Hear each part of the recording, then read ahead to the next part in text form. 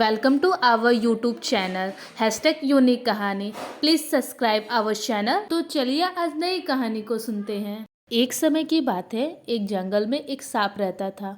सांप जंगल के छोटे मोटे जानवरों जैसे चूहा, मेढक, छिपकली, गिलहरी, पक्षियों के अंडों को खाकर बहुत बड़ा और मोटा हो गया था। सांप के विशाल आकार के कारण जंगल के बड़े बड़े जानवर भी उसके पास आने से डरते थे। जंगल के छोटे छोटे जानवर ने सांप की शिकायत हाथी और शेर से भी की, किंतु शेर और हाथी भी उस विशाल सांप का कुछ नहीं कर सके, क्योंकि जब भी वह सांप को समझने जाते तो सांप अपना विशाल फन लेकर उनके सामने खड़ा हो जाता। सांप कहीं उसे काट ना ले, इसी डर से जंगल का कोई जानवर उसके नजदीक नहीं जाना चाहता था।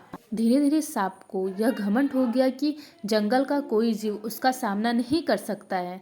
सांप ने सोचा कि जब जंगल का राजा शेर ही उससे डरता है तो क्यों ना मैं भी एक राजा की तरह किसी विशाल घर में रहूं। यह सोचकर सांप एक विशाल बरगद के पेड़ के बिल में रहने लगा। सांप के आने के डर के कारण बरगद में रहने वाले सभी जीव जंतु और पक्षी उस पेड़ को छोड़कर चले गए। बरगद के पेड़ के पास ही चींटियों की चाबी थी।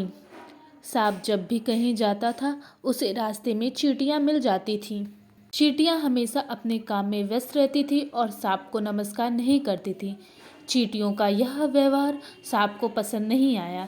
एक दिन वह चींटियों की रानी से बोला, तुम अपनी सेना को समझा देना कि मैं जब भी यहाँ से गुजरता हूँ तो मुझे सर झुकाकर नमस्कार करें, नहीं तो मैं सभी को मार दूंगा। सांप की बात चींटियों की रानी को बिल्कुल भी पसंद नहीं आई और उसने सांप की बात मानने से इनकार कर दिया। सांप ने गुस्से से आकर अपनी पूंछ से चींटियों की बीबी पर प्रहार कर दिया, जिससे उनके घर को काफी नुकसान पहुंचा। सांप के इस व्यवहार से सभी चींटियां बहुत दुखी और क्रोधित हो गईं और उन्होंने एक साथ मिलकर सांप पर हमला कर दिया।